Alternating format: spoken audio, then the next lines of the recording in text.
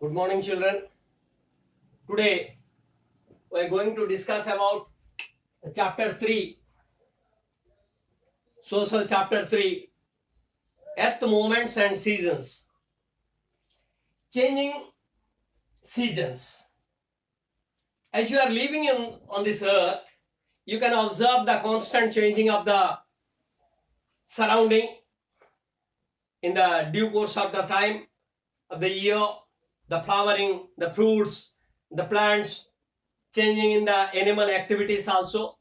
As the months passes by, you would notice that the trees shed leaves and stand bare. Okay, new shoots come up. You may also have noticed that in different times of the year we get different kinds of vegetables. So today what you are getting, after 2-3 months we cannot get it. Okay, so seasonally vegetables also changes and the fruits also changes. Most of the Indian subcontinent witness broadly 3 seasons. In India witnesses 3 seasons. What are that? Summer, monsoon, and winter. Okay. The far south like Tamil Nadu or Kerala or Andaman does not experience much cold during the winter season. If you are going to the, okay, this is India.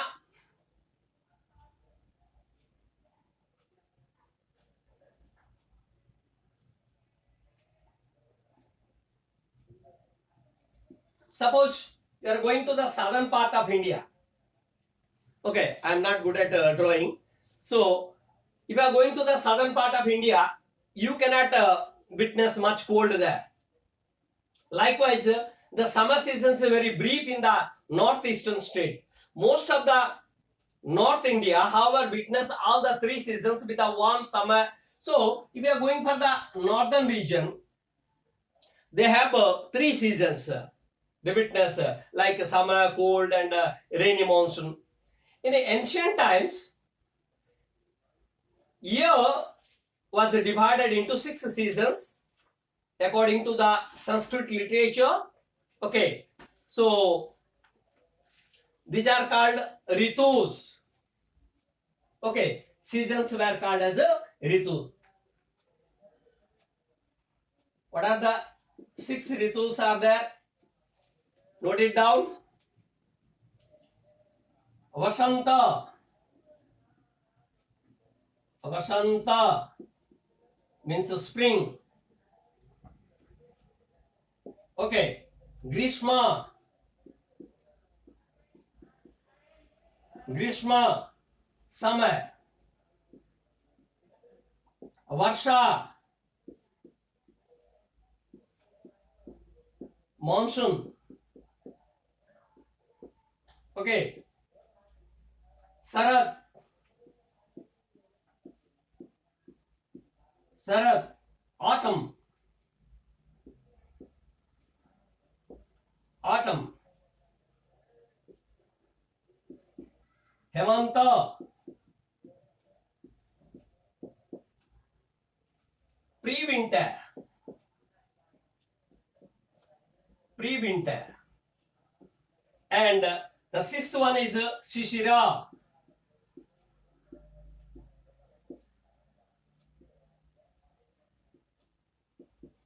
Shishira, that is a winter season. So like this, the 6 months were divided. Okay, 6 seasons were divided. Vasanta, Grishma, Varsha, Sarad, Hemanta, and Shishira. Each season is associated with certain agricultural operations and festival. Vasanta marks the end of the cold winter. So when Vasanta comes, Shishira ends, the winter ends there. A number of communities in India welcome their new year during this season and celebrate with the festivals such as Basanta Panchami. You might have known about Basanta Panchami. We celebrate that at the Saraswati Puja, Basanta Panchami. Holi, Ugadi, Dudi Padava, Vishnu, Vibhu, Vaishakhi, and Pulanadu. So in different seasons we have different festivals also. It is related to our social life also. Varsha Ritu marks the beginning of Grishma is the time when it is the hottest in most part of India. After the Grishma, Varsha comes. Varsha Ritu marks the beginning of the rain and agricultural operations starts in the Varsha Ritu. That means monsoon season.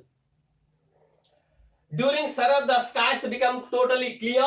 Okay, in the autumn season, skies become totally clear and the monsoon crop ripens there.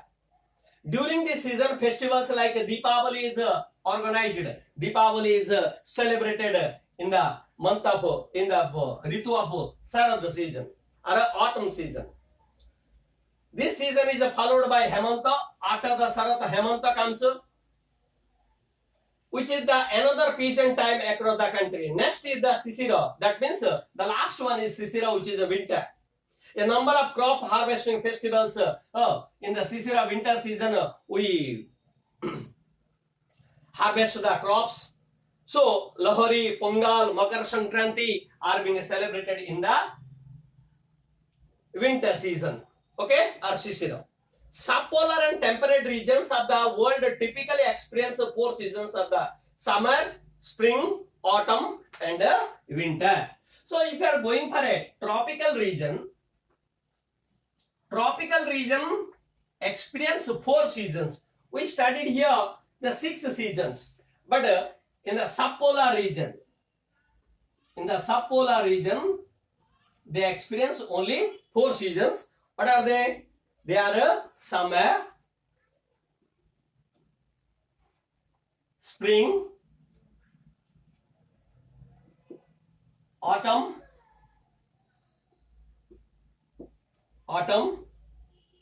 and winter.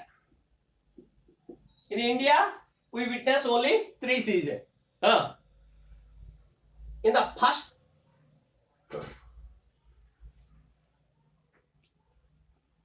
there are some pictures have been given here. You can see there. Okay, I will show you here and send the copies. Okay, of this textbook. You can understand that. So let us now discuss about the first picture, first, 2, and 3. So in the first picture, what you see here, you can see that the tree and the surroundings are covered with snow. So it is covered with snow, white things you can see here. In this picture, you can see the same tree sprouting leaves in the second picture. So snow is cleared here, then the sprouting of the leaves is coming here. In the second picture, and the same tree has fully grown leaves. In the last picture, ripe and red leaves are falling from the same tree. So gradually, it is covered with ice here. Then it's totally free. Then is standing up the tree. Okay. So like this, in the different seasons, different things we can mark near our surrounding, around our surrounding. Have you ever seen the surrounding covered by snow? You may have seen further of the water during the rain, but never snow, because we are living in India. Okay, and it's a what do you say? It's not too cool here. Except some of the regions in Himalayas, we cannot experience snow falling. Some part of the earth gets so cool during the some months, and they get snowfalls. This picture is taken in USA. So this is the picture, whatever it is you saw here. This is the picture from USA. It is snow heavily in the northern countries during the winter. In summer month, it is not cold, but still much cooler than our state. So in the summer season, we feel very hot here in India, whereas in USA, it's not too hot like India. However, the funny thing is that those countries, the day is much longer in summer, so much so that you can see the sun even at the midnight also. So in those regions, in those countries, we can see the sun and the midnight also. Some countries are there. Australia, South Africa, and Chile on the are called the countries of the southern continent. That is the continent that are located to the south of the equator. So this is our globe. This is our globe. Australia is here. Australia continent. South Africa. Okay, here. South Africa is here. South Africa. And child in North America, in South America, child is there. Child is there. So to the south of to the southern part of equator, we can find these continents that are located to the south of the equator. In these countries, the cycle of the season is different. They have the winter when we have summer. So our country is located here in the northern hemisphere, but these countries are located in the southern hemisphere. That's why they are quite different. They have winter when we have summer. So totally opposite.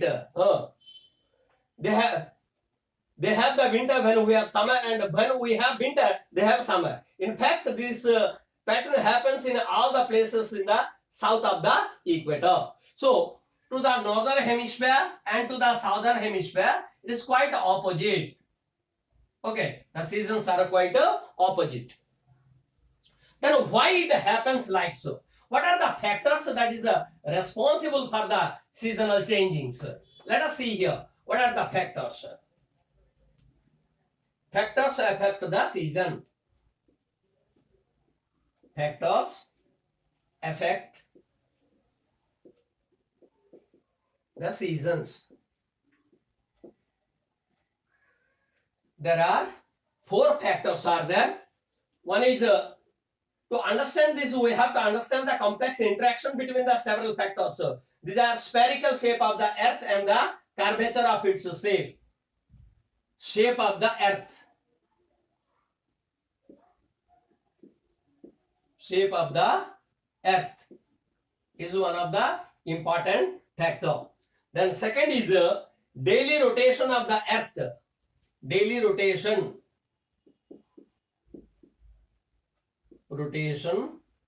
of earth. The tilt of the axis of the rotation. Tilt of the earth.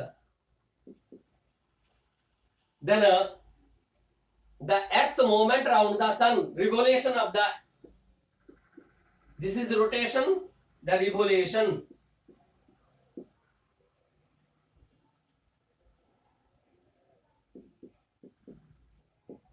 Of earth. So can you understand? These are the 4 factors which response for the seasonal changings.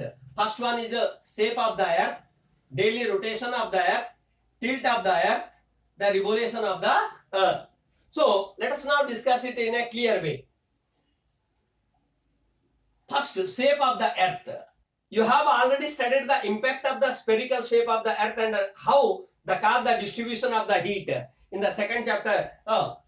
Due to the shape of the earth, everywhere cannot get the same sunlight.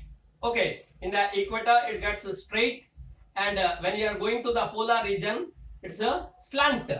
Okay, distribution of heat over the earth's surface differently. How the regions around the equator becomes warmer. So as I told you, it is gets straight sunlight. That's why it is warmer. But if you are going to the polar region, it is a slant light is coming. So it is getting less heat. Okay. Then earth rotation. Second is earth rotation. How the rotation of the earth. What is the rotation?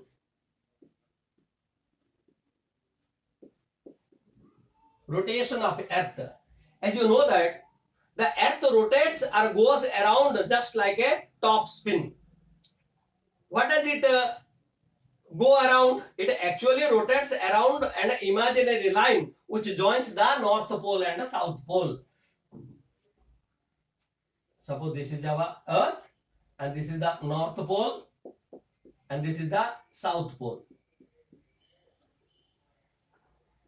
Okay, there is an imaginary line joins with the north pole to south pole, and it is called as axis. What is this called? Axis. So around the axis, this line is called as the axis of the earth rotation. This is called as the axis of the earth rotation.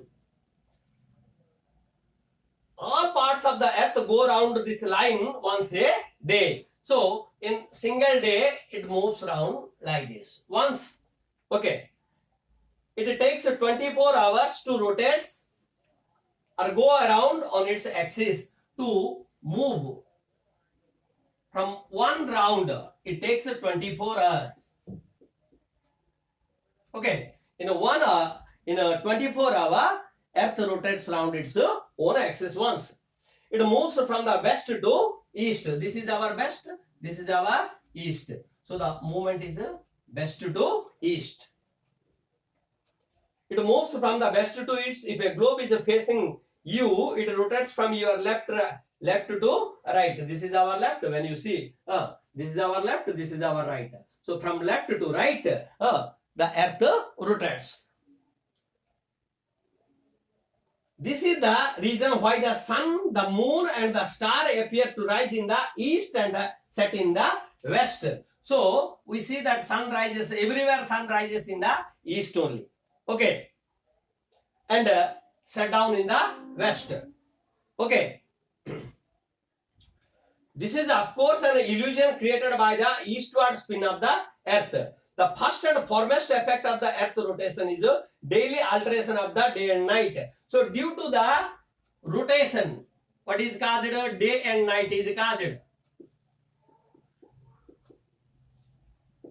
Suppose this is a sun, the portion which is facing towards the sun, there is a day, and the opposite side is a night. If there is no rotation, there will be no day and night. The portion of the earth's surface turned fast toward the and then away from the sun. This variation in the exposure to the sunlight greatly influences the local temperature and the wind movement. So as the earth moves, okay, due to the rotation, it influences the temperature and it also influences the wind movement also. Similarly, the sun illuminates one half of the earth at any given moment. So half of the earth at any time it faces the sun. At any given moment, the edge of the sunlit hemisphere called the circle of illumination. This part. Okay, whatever the part it faces the sun, it is called as what is this called? Edge of circle of illumination. This is called circle of illumination.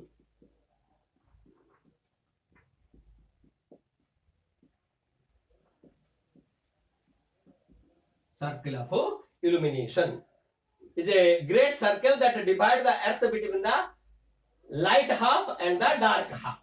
What would happen if the earth did not rotate on its, now only I told you, if the earth doesn't rotate, what will happen? There will be no day and night. Then one portion of the earth which is front of the sun would constantly get sun ray and there will be only day only. The portion which does not face, it is a dark one and it will be night only forever. So it will be quite impossible to live if the earth does not rotate. This would make both portions unfit for life. The bright half would be too hot and the dark half would be too cool. So it would be quite difficult for the living things to live on. That rotation helps the entire earth to get the heat and light constantly. Okay, so 2 points you have already discussed about it. Another 2 points are there. In the next class we will discuss about it. And I am now sending the textbook copy. You go through it, try to understand the concept. Thank you.